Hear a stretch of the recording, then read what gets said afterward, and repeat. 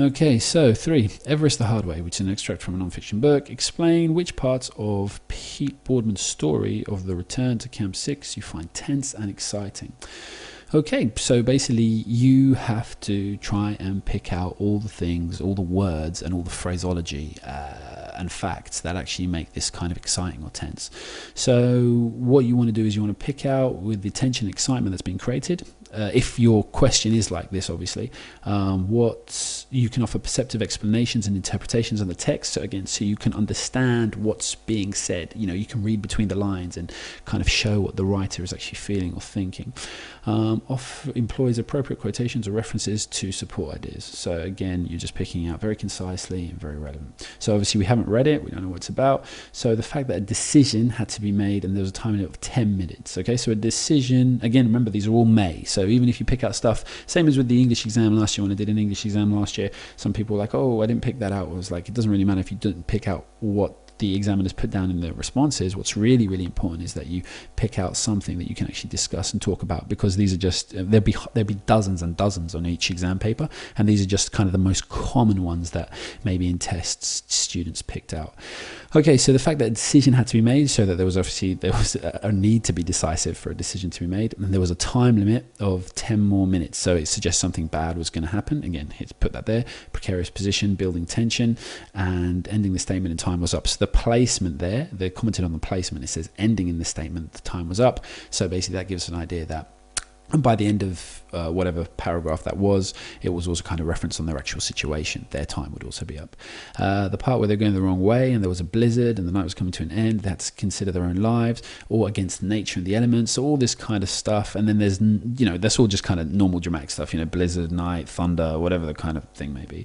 Obviously, if you get something completely different, it's about like recycling or polar bear extinction or immigration, whatever it may be, you just have to pick out again all the words, and that's kind of like trying to read the media and understand what it is they're trying to read a text, should I say, and understand what it is they're trying to tell you. So here again, there was no sign of Mick, suggests something bad had happened to him.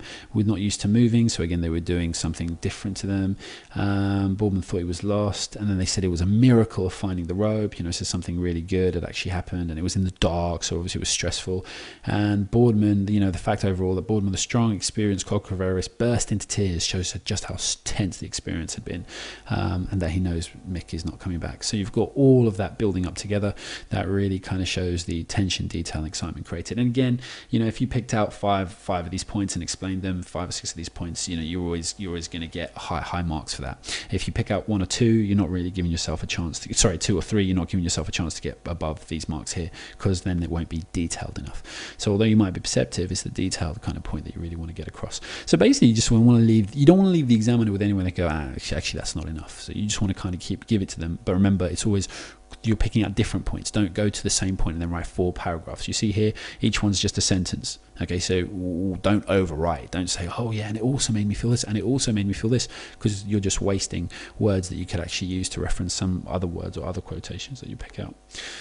So we move on then to question 4. Okay, now you need to refer to source 3, either source 1 or 2. You're going to compare the text. And this is the one where students actually find they have the most difficulty. Okay, so this one's 16 marks. Now, comparing and contrasting obviously can be done in different ways. You can choose to highlight something from one source and then just say how it's all different to another source, or you can pick different elements of a source and then say how it's similar or different to another source. Is however you want to do it. So you're going to compare the two texts, compare the different ways in which language is used for effect. Give some examples and analyze what the effects are. Now this is going to be tricky to explain without obviously the text in front of me. But obviously, as you see here, you've got the list of how things are actually used. Now, what you've got here from the examiner, or what the examiner will be looking at, is all the kind of things that are actually mentioned.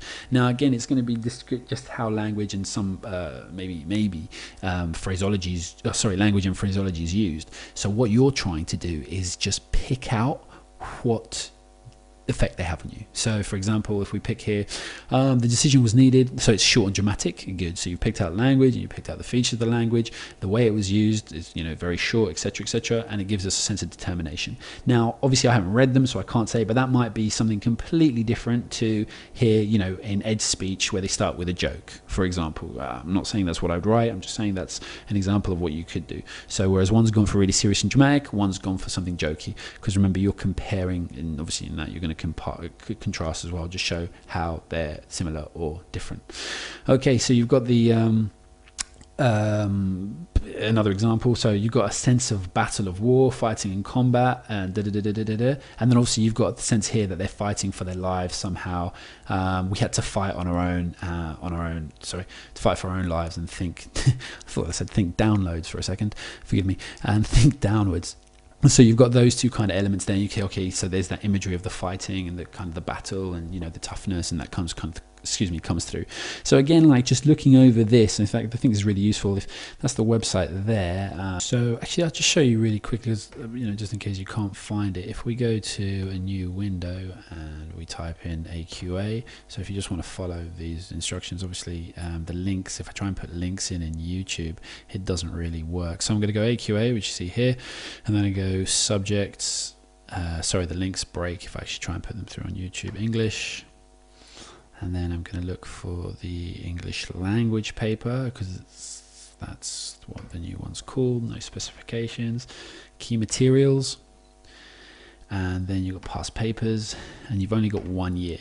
Okay, so you pick on January, go, and then you've got the high or found. Obviously, if you know you're doing foundation paper, you might want to look at that. Obviously, it'd be slightly more streamlined than what we've gone through.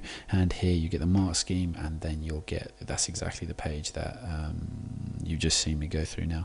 So I know that's quite obvious, but just might be a helpful pointer for some people. Okay, so that's section A. We'll come back and do section B in a minute.